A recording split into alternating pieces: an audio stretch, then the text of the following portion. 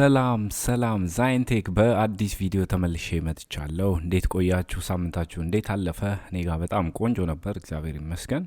እንደሚታወቀው አዳዲስ ኢንፎርሜሽኖችን ይዤ በየሳምንቱ ወደ እናንተ እየደረስኩ ነው ያለሁት። በተለይ የኢሚግሬሽን አፕዴቶች ላይ ነው በአብዛኛውን ጊዜ እያወራን ያለ ነው፣ አዳዲስ ኢንፎርሜሽኖች ሲኖሩ ማለት ነው። ምክንያቱም በየጊዜው መንግስት ሌጅስሌሽኖችን ስለሚቀይር አዳዲስ ደግሞ የሚሻሻሉ ህጎችንም ስለሚያወጣ ማለት ነው። ይህንን በተመለከተ ነው ዛሬም ተመልሼ የመጣሁት። አዳዲስ ጉዳዮችን እናነሳለን። ሼር፣ ላይክ፣ ሰብስክራይብ ማድረግ እንዳትረሱ።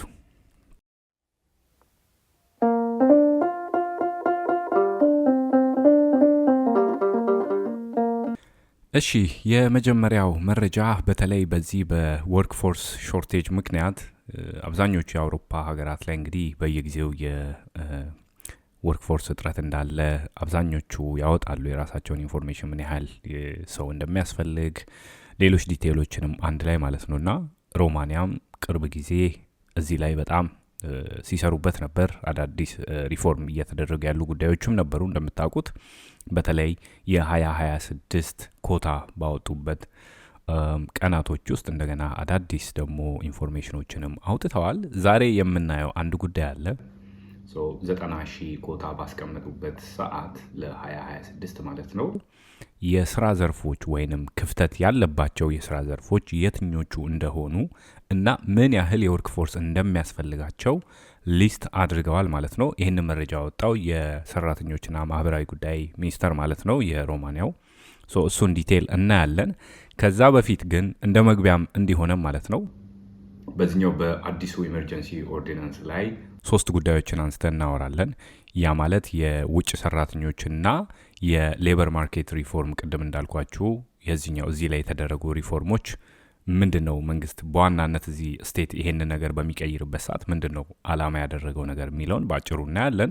እንዲሁም ደግሞ ፎከስ ያደረጉ በሌበር ሾርቴጅ እና የፕሮቴክሽን ላይ ደግሞ ያለውን አፕዴት እሱንም ቼክ እናደርግና ደግሞ መጨረሻ ላይ ክሪቲሳይዝ ይደረጋል። ይሄኛው ኦርዲናንስ ትክክል አይደለም፣ መሻሻል አለበት ኦር መጽደቅ የለበትም የሚሉ ተቃውሞችም አሉ።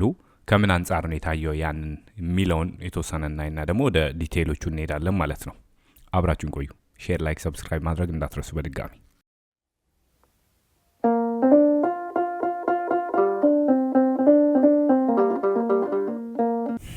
እሺ፣ የመጀመሪያው ጉዳይ ምንድን ነው? መንግስት ይህንን ሪፎርም በሚያደርግበት ሰዓት ሙሉ በሙሉ ሞደርናይዝ ለማድረግ ካላቸው አላማ የተነሳ ነው ይሄ ኤመርጀንሲ ኦርዲናንስ በወጣበት ሰዓት ማለት ነው። ያ ማለት የውጭ ሰራተኞች እንዴት ነው ስራ ማግኘት የሚችሉት ወይም መቀጠር የሚችሉት ሮማኒያ ውስጥ የሚል ነው።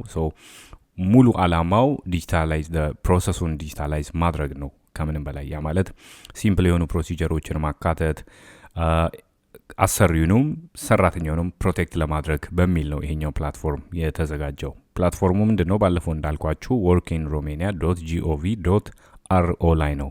እዚህ ጋር ምንድን ነው ኢምፕሎየሩ ሬጂስተር ይደረጋል፣ ቀጣሪ ወይንም ሰውን ፈላጊው ካምፓኒ ማለት ነው። እዛ ላይ ሊስት ይደረግና ይቀመጣል። የሚፈልገው የስራ ወይንም የሰራተኛ ኃይል በምን የስራ ዘርፍ እንደሆነ ሙሉ ሊስት ያደርጋሉ፣ ያስቀምጣሉ ሬጂስተር ባደረጉት መሰረት ማለት ነው። ይሄንን ከኢምፕሎየሮች የሰበሰበውን ዳታ አንድ ላይ አድርጎ ሚኒስቴሩ ሙንቺ የሚሉት አለ። እነሱ ደግሞ ከናሽናል ኢምፕሎይመንት ኤጀንሲ ጋር አንድ ላይ በመሆን ምን ያህል ሰው ያስፈልጋል በዚህ የስራ ዘርፍ የሚለውን ጥናት አድርገው ነው ፋይናሊ ወደ ሪክሩት ወደ ማድረጉ ጉዳይ የሚገቡት ማለት ነው።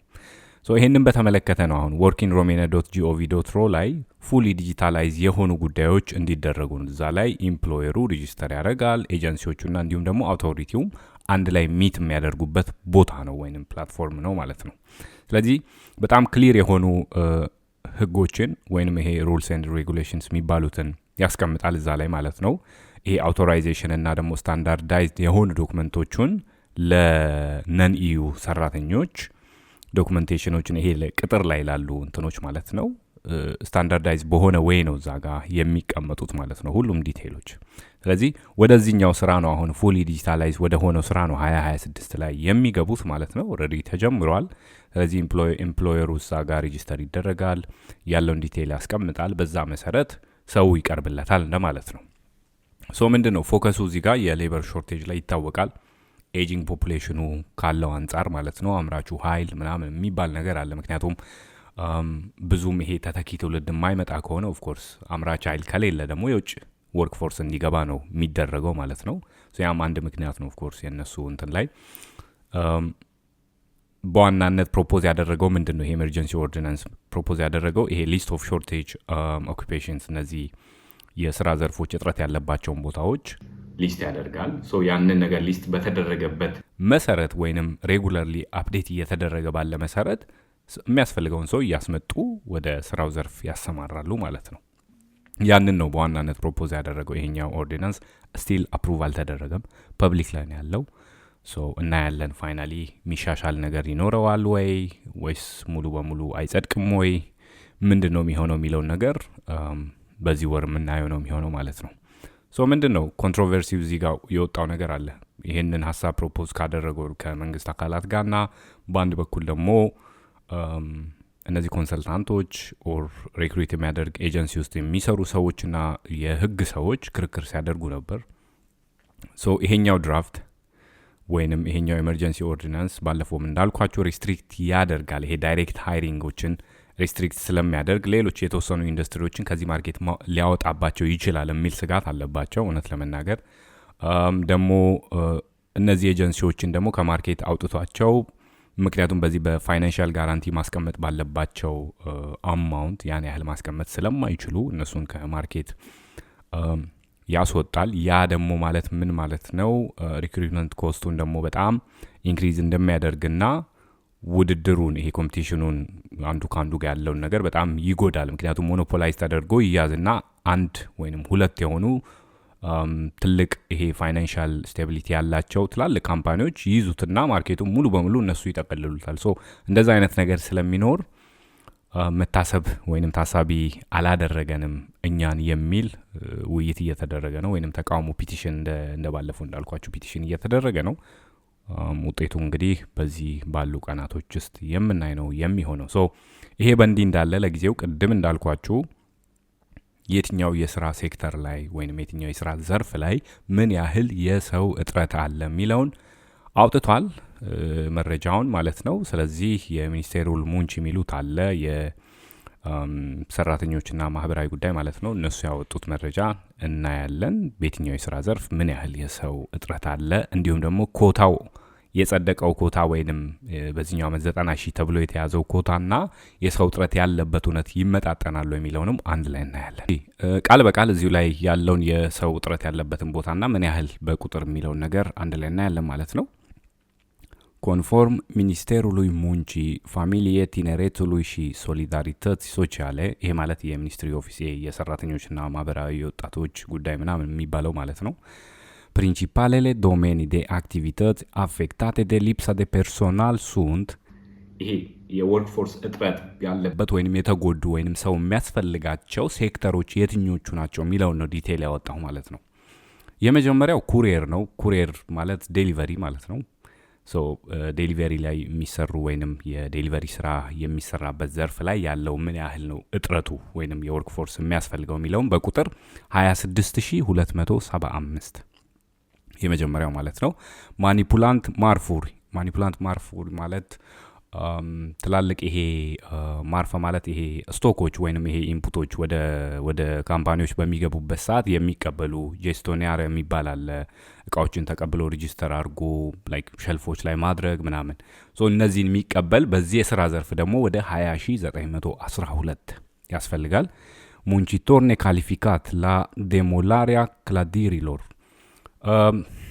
ይሄኛው አንስኪል ወርከሮች ህንፃ የማፍረስ የኮንስትራክሽን ስራዎች ላይ ማለት ነው ዴሞሊሽ የማድረግ ስራዎች ላይ የሚሰሩትን ይፈለጋል። በየጊዜው በጣም ነው የሚፈለገው። ይሄኛው ወደ 20484 ሙንቺቶር እን ኮንስትሩክሲያ ዴ ክለዲሪ ህንፃዎችን የመስራት እዚህ ኮንስትራክሽን ላይ ወደ 17799 ሉክረቶር ኮሜርቻል ሴልስ ላይ ምናልባት ትላልቅ ይሄ ሃይፐር ማርኬት የሚባሉት ላይ እና ኦሻን ካርፉር ትላልቆች ላይ ማለት ነው ሊድል እንደዛ አይነት ቦታዎች ላይ ደግሞ ለሚያስፈልጉ ወደ 16246 ያህል የሰው ጥረት አለ።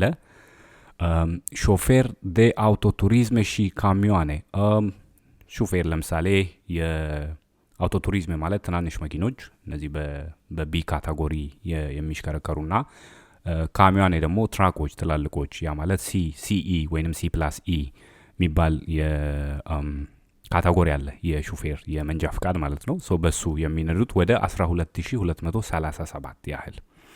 አጁቶር ቡካታር የሬስቶራንት ውስጥ ኪችን ውስጥ ሄልፐሮች ማለት ነው፣ ኪችን ሄልፐሮች።